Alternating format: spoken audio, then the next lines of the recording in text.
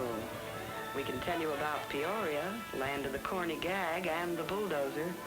Boy, how that town's changed.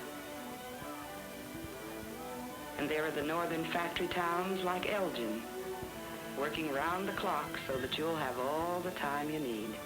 And what about the river country? And Rock Island, where some of you used to spend lazy days sailing down the Mississippi with your girl.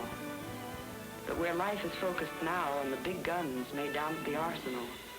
There's a story in itself to Cairo and the rich southland known as Egypt. How they've banked the shores, dredged the canals, how they think maybe Old Man River is harnessed at last.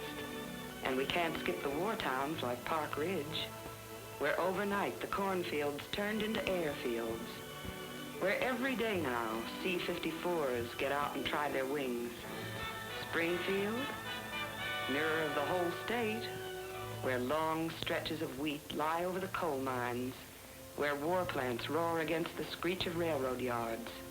And what about the town where Jimmy Dykes' boys are sweating out the 1st Division again, where the stockyards are working night and day, and the yard men have to sleep right in the slaughterhouses, health is so short. Big changes in the farm country, too. New crop, even. Sunflowers. Down in Piatt County, they've planted 500 acres. Gonna use the seeds for oil.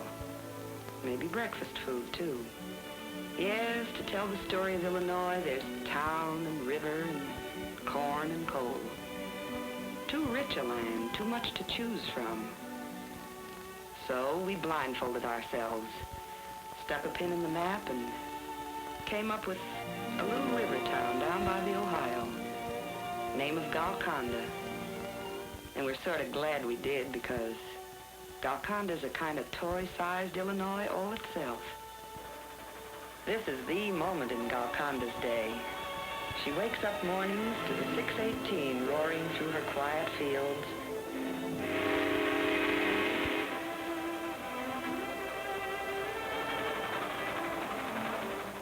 The Illinois Central, carrying in boxcars of the world outside to Golconda folks on the land and in the town, but setting a pace too dizzy for Golconda, where life moves more like this.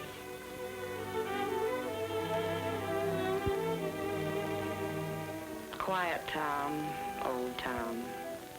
Today especially so.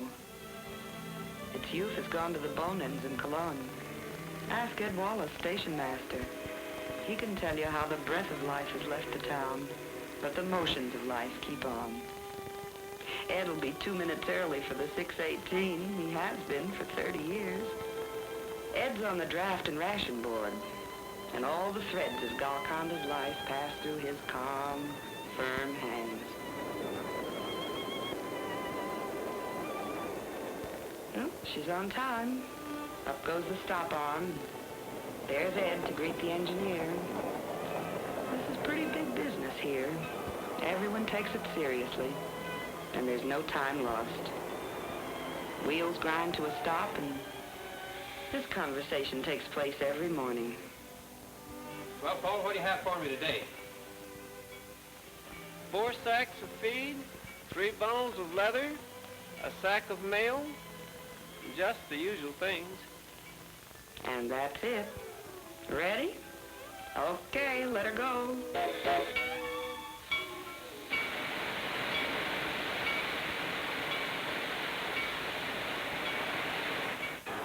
The daily needs and raw stuffs of Golconda's 1,300 lives fit comfortably on this small railway truck. Ed here knows just where Golconda stands in the scheme of things, and he's proud of it. Not a very big load today, but that's the way it goes. Take a little in and send a little out. First stop, V-mail postmarked APO or FPO gets delivered to a father who has hardly time to read it before his shift comes on. One of Illinois' thousands of miners. His job is down under the land, slicing away at the black gold that stokes the Allied fight. You've read enough about coal. We have only this to add. This country mined more coal in 44 than in any other year, and this with 27,000 fewer workers than she had the year before.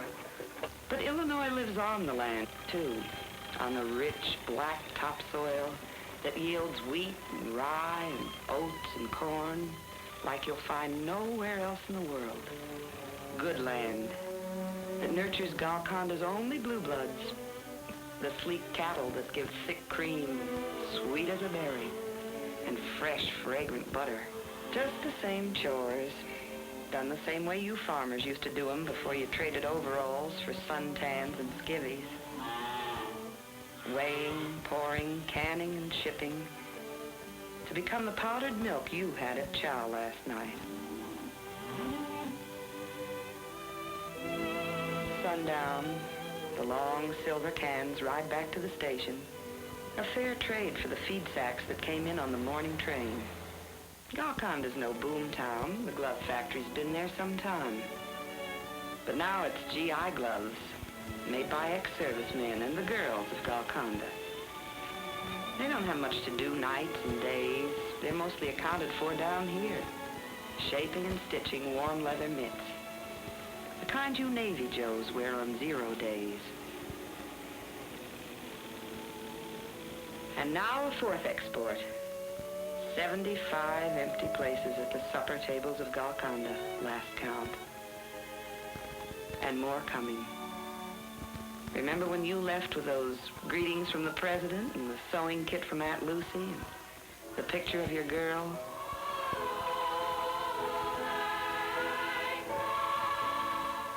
Bob, Ken, George, Walter, Ray, on their way to take their place beside you.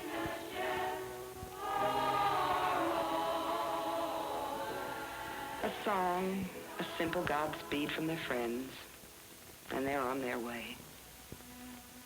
Thank you, girl. That was just fine.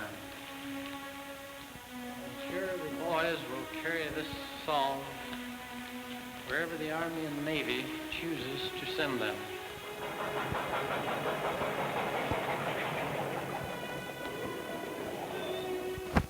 Back at the station, Ed details Golconda's day on a small slip of paper. A summing up that echoes what happens all over Illinois every day, in the small towns, the big towns, and Chicago. Well, I have a car coal, 4 cans of cream, 2 dozen cartons of Navy gloves for you today, and I've got a little surprise for you, too.